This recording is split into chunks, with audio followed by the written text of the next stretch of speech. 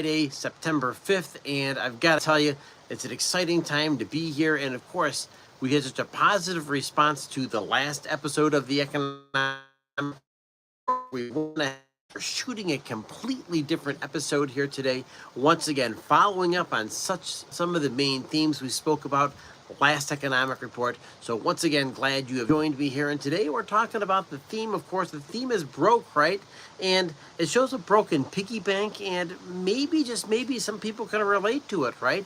The fact that, we've been dealing in a difficult economy over the past couple months, or maybe, just maybe, the economy's not that different. Maybe we just got too used to easy for too long, and what we're doing is maybe spiraling back to reality. That could be something, because of course you take a look at American history, even over the past 20, 30 years or so, there are words like stagflation, there are words like dot-com bubbles. We talk about, of course, recession fears, and those are very, very real things to be cognizant of. And so we share that with you because those are the things that matter, and they matter to people like us right here on Main Street. And that's what this economic report is all about. We take DC politics, we take Wall Street economics, and we bring them right down to people just like us on Main Street. So that really is the whole theme behind this channel. And of course, what can we say here? That we know that all markets are cyclical, right? And so maybe that's a great place to start. Financial markets in particular. And maybe there's an idea that every single boom goes bust. And not saying we've been booming of late, but I would make an argument that things have been pretty good for a pretty good period of time. And maybe, just maybe, this is just cooling down the engines a little bit, and maybe resetting the way that the U.S.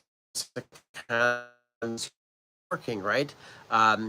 But now we've seen, what have we seen for the past maybe 6 months or so? We've seen the housing market really come down to a real crawl for new people buying homes.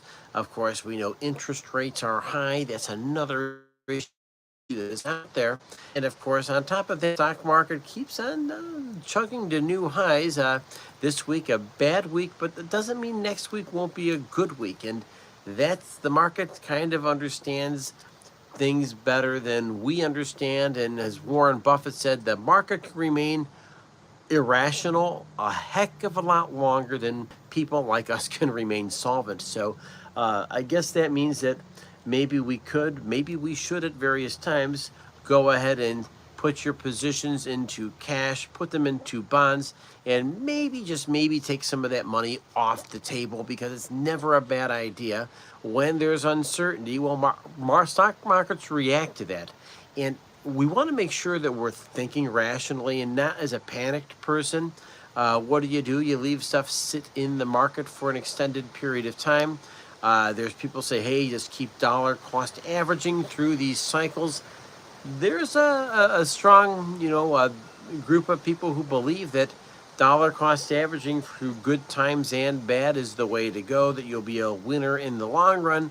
But of course, those of you that are close to retirement, for instance, you may take a look here and say, well, I'm not so sure I'm going to ride out any storm. Cash is the best place to be, and they're counting on that money for something else that's bigger and something else that's better. So throwing that out there to you, and maybe, just maybe, you're falling into that category. And if you are, you're really not alone. This is just what goes on in the economic markets, the financial markets, and of course right here on Main Street. Oh boy, excuse me. But with that, folks, of course, the news this week dealt primarily with a bad job report today, and it's the second bad job report in a row. And of course, that's after revisions of the previous 2 months prior to that. So this is news that the president really doesn't want to hear. But I'd also argue that the president, he has a team surrounding him that's going to figure out a way.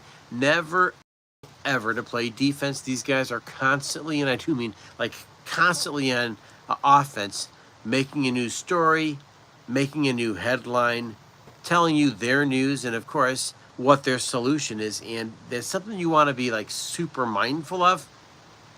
And I say this to you because, hey, November's not too far away, and that means we have September, October, and bam, November elections, right? And if I can also remind you that 1/2 of the House of Representatives is up for re-election every other year. And it's designed purposely to be kind of a pulse to the American people. Um, that this is how the American people feel, and this is how they're going to vote. And maybe they vote people in, maybe they vote people out. You want to pay attention to that story because you can see that there's states like California, like Texas, that are trying to gerrymander their districts, just a little bit more to squeeze a little bit more juice out for the Republican Party or the Democratic Party. Uh, and I guess it's always drives me nuts because the fact is, what do you really want to see out of these political parties? Well, you want to see people out solving the problem, not necessarily worrying about getting reelected.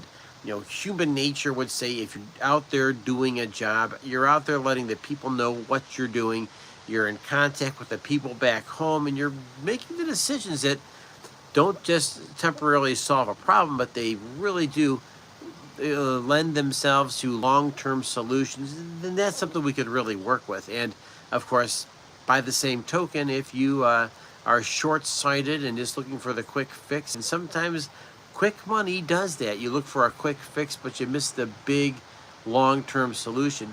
Trump had made a point about China before, which I thought was worthy of speaking about. And he says, China had a 100 and 1,000 year perspective on things, and sometimes it's an important place for you to be. It's not just where you are today, it's where you are tomorrow and 10 years and 50 years down the road. It's a healthy attitude. And of course, I think that's part of the reason why people become suspicious of Wall Street and the quick pumps and dumps.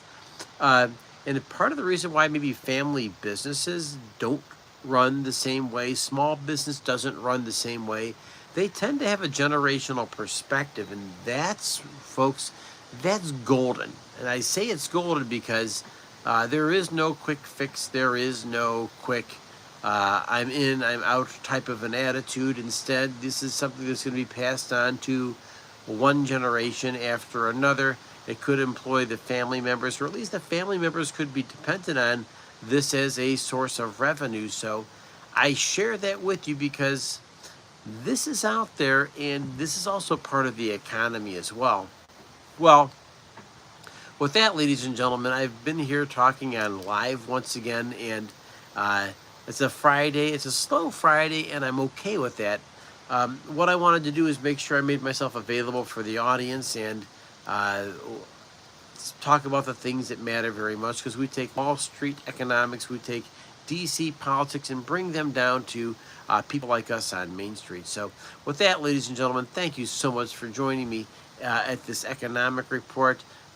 You always have some incredible insights when you've liked and you've subscribed, and you've done great things here at this channel. So I want to thank you for those things. And hey, welcome to the economic report. For those of you that once again are here and you're here on a regular basis, just remind you that every single day the biggest battle you're fighting is the one between your ears of your thoughts, your actions, and your attitude. And folks, let's face it, we live in an age of information overload, so just be mindful of that as well, because it does have an impact on the way you think, the way you act, and of course, the way you go about taking care of your day-to-day operations. So my name is Brian here at the Economic Report. Thank you for joining me. Next week, we've got some great stories planned for you already. Of course, taking news and bringing things down to our level about how these things affect people just like us here on Main Street. So thank you for joining me. Have a great weekend, and I will catch you Monday with some long form, short form videos, and of course, great lives right here at the Economic Report. Have a great day.